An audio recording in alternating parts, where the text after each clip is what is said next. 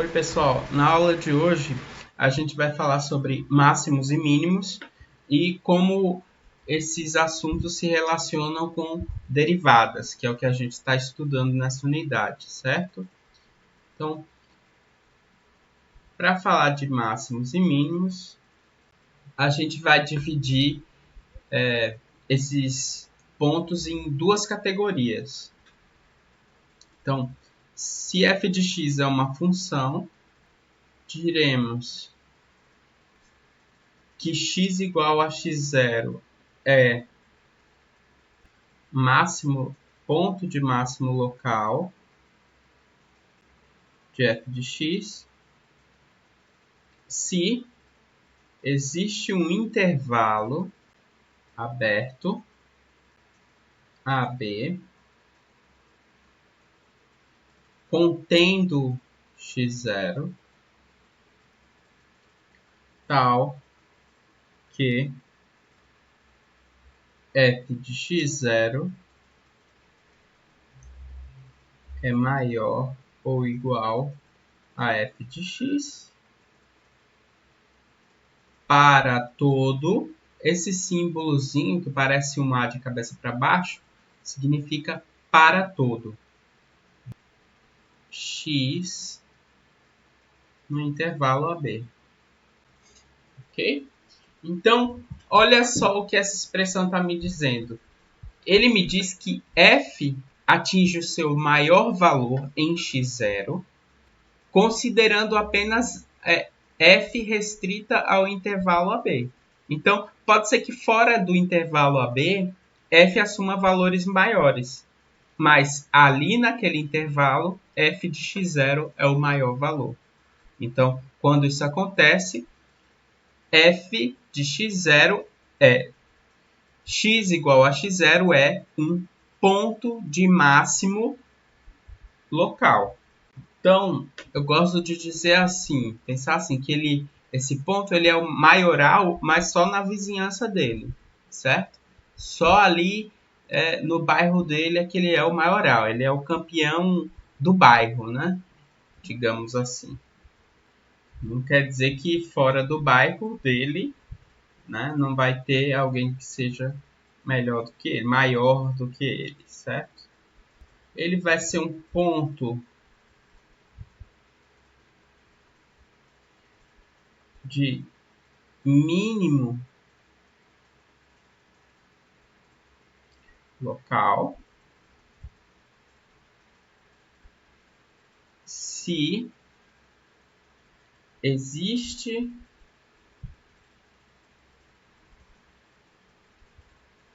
um intervalo aberto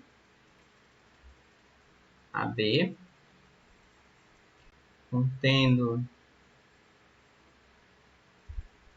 x igual a x0, onde f de x0 é menor do que todos os outros valores de f naquele intervalo, certo? Então, todo x pertence a B. Aqui é análogo ao anterior. Então, f de x0 é o menor valor assumido por f de x nessa vizinhança, ou seja, nesse intervalo aberto AB. Não quer dizer que fora dali, daquele intervalo aberto, não vá ter pontos onde f atinge valores menores, tá certo? Então, ponto de mínimo local.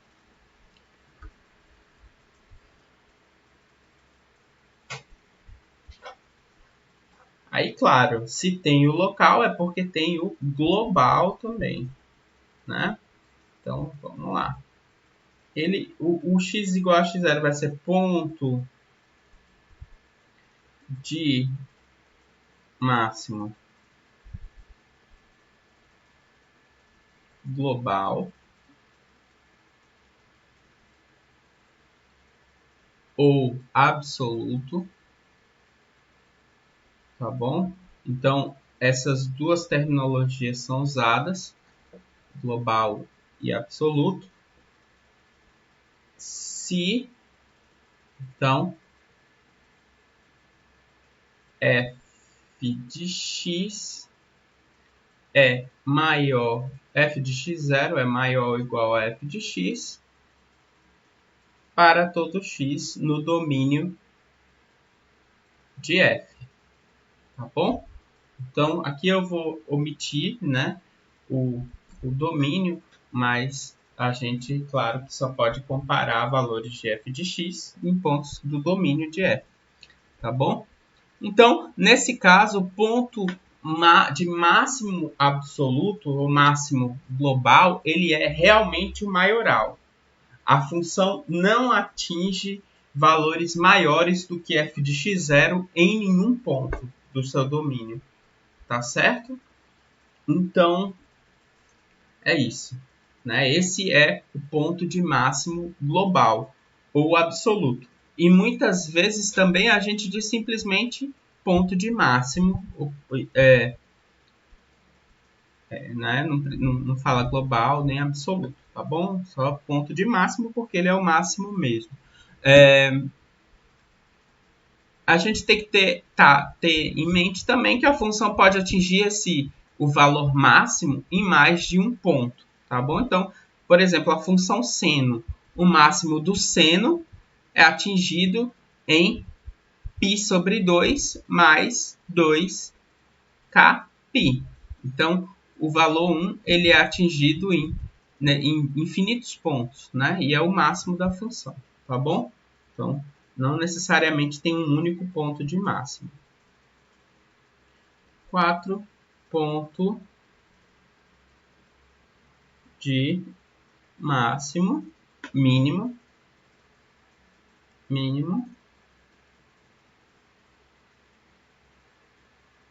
global ou absoluto.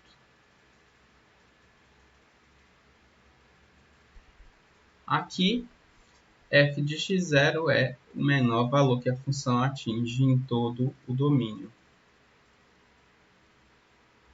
para todo x.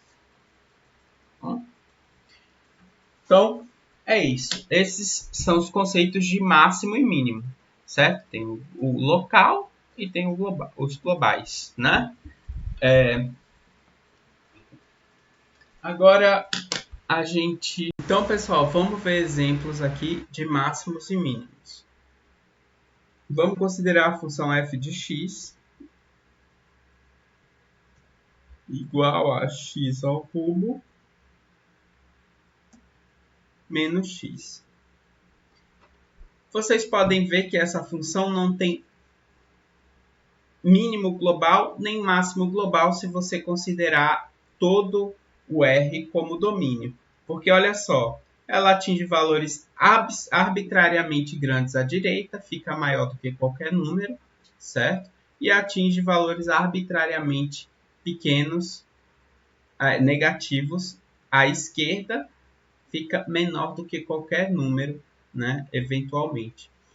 Então, ela não tem máximo global nem mínimo global, mas você tem esses dois pontos aqui, que são o ponto menos 1 sobre raiz de 3, né? Sobre raiz de 3, e o ponto x igual a 1 sobre raiz de 3. Esses pontos são pontos de máximo local e mínimo local. Olha só, se a gente considerar aqui o valor da função no x igual a menos 1 sobre raiz de 3, olha só o que acontece. A gente vê que aqui ela tem um valor maior do que todos os valores assumidos em um intervalinho aqui perto, certo? Então, daqui até aqui, o maior valor é o valor que ela assume no menos 1 sobre raiz de 3, é esse topo aqui. Da mesma forma, aqui nesse segundo ponto, no x igual a 1 sobre raiz de 3, você vê que ela tem um valezinho aqui, né? e esse fundo aqui, ele é um mínimo local. Por quê? Porque daqui até aqui, né, do 0 até 1, ela não assume valores menores do que o assumido nesse valezinho aqui, né? Então, eles são máximo local e mínimo local, respectivamente, mas não são globais, tá certo? Essa função nem mesmo tem máximo e mínimo global, como eu já comentei. Então, pessoal, agora considerando a mesma fórmula, ou seja, f de x tem a mesma fórmula de antes, x ao cubo menos x, mas o domínio agora vai ser só de 0 a 1. A gente vê aqui que com este domínio, a função passa a ter um mínimo global agora, aqui no 1 sobre raiz de 3, certo? Então, ele é mínimo global. Por quê? Porque o domínio da função só vai de 0 a 1. E de 0 a 1, esse mínimo aqui, ele passa a ser global. Ele é o mínimo em todo o domínio, que vai de 0 a 1. Agora, ele é mínimo local, claro, né? Porque se você pegar qualquer intervalinho aqui aberto, ele vai ser o mínimo ali, e é global também, tá bom? E isso sempre acontece. Todo mínimo global é mínimo local. Nem todo mínimo local é mínimo global. A mesma coisa, todo máximo global é máximo local, mas nem todo máximo local é global. Bom, pessoal, agora que a gente já viu as definições de máximo e mínimo global e local, a gente vai começar a ver como é que a derivada se relaciona com isso. Então, vamos pegar um teorema.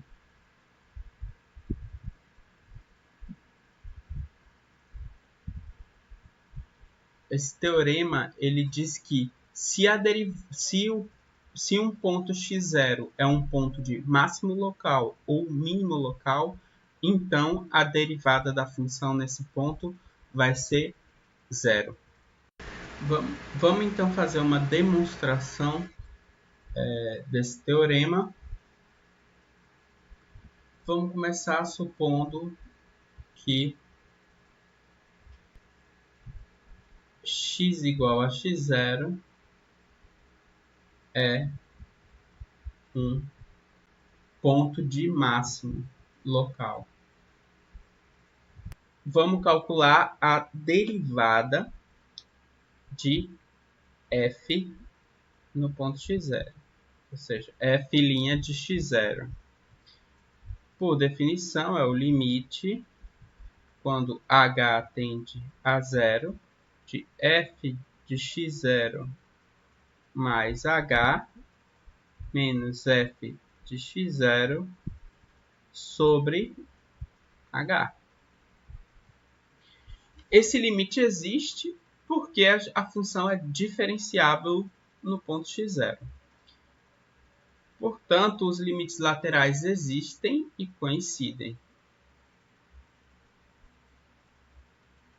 Então, f' de x0 vai ser o limite quando h tende a zero mais de f de x mais h menos f de x, x0 na verdade, né? x0 sobre h. Agora olha só, h tende a zero pela direita. Então, h nesse limite tem valores positivos. x0 mais h, então está à direita do x0, tá bom? Bom, como f de x0 a gente está supondo aqui no começo que é um máximo local, isso quer dizer que se f de x0 é o máximo, eu estou subtraindo f de x0 mais h menos uma coisa que é maior do que ele, certo? Porque f de x0 é o máximo. Logo, essa subtração aqui de cima, ela tem um resultado negativo. Como o denominador aqui é positivo, negativo dividido por positivo, o resultado é negativo, certo? Então, o limite vai ser menor ou igual que zero. Da mesma forma, como os limites laterais coincidem, f' de x0 vai ser igual ao limite quando h tende a zero pela esquerda, f de x0 mais h menos f de x0 sobre h. Olha só, agora a gente tem uma situação em que o h tende a zero por valores negativos. Então o h nesse limite só assume valores negativos. Agora, vê bem, de novo, f de x0 é o máximo local, então esse f de x0 mais h vai ser menor do que f de x0 em algum momento, tá bom? Porque quando o h fica muito pequeno, ele entra dentro daquele intervalo onde f de x0 é o máximo, né? Local. Então, a partir de algum momento, f de x0 mais h menos f de x0, esse numerador é negativo, o denominador é negativo também, portanto, esse limite tem que ser maior ou igual que zero. Agora, a gente tem aqui duas coisas. F' de x0 é maior ou igual a zero e é menor ou igual a zero, aliás, e aqui é maior ou igual a zero. A única chance de um número satisfazer ser menor ou igual a zero e ser maior ou igual a zero é de se esse número for igual a zero. Logo, nesse caso, f' de x0 é igual a zero. Tudo bem, esse é o primeiro caso, onde x0 é um ponto de máximo local. Agora, quando ele é um ponto de mínimo local, a gente usa um argumento semelhante, calculando os limites laterais e mostrando novamente que você tem essa situação, tá bom? Então, fica para vocês pensarem aí essa segunda parte da demonstração.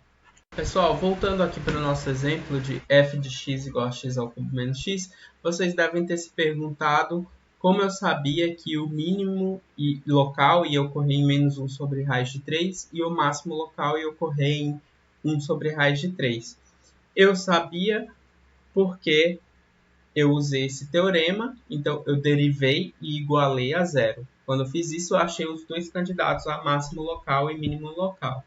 Tá certo? Isso é uma coisa que a gente vai fazer mais para frente na parte de classificação de pontos críticos.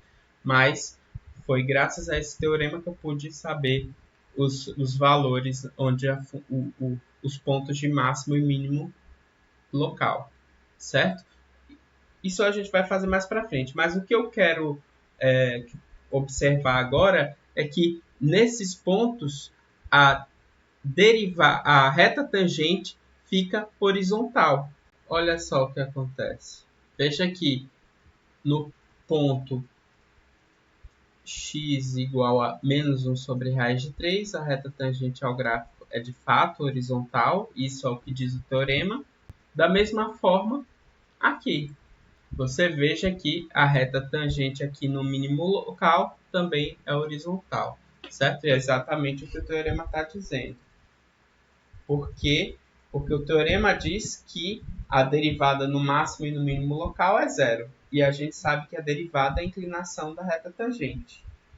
Se a inclinação da reta tangente é zero, essa reta vai ser horizontal. Isso é uma forma gráfica de ilustrar o teorema. E então hoje era isso que eu queria falar com vocês. Até a próxima.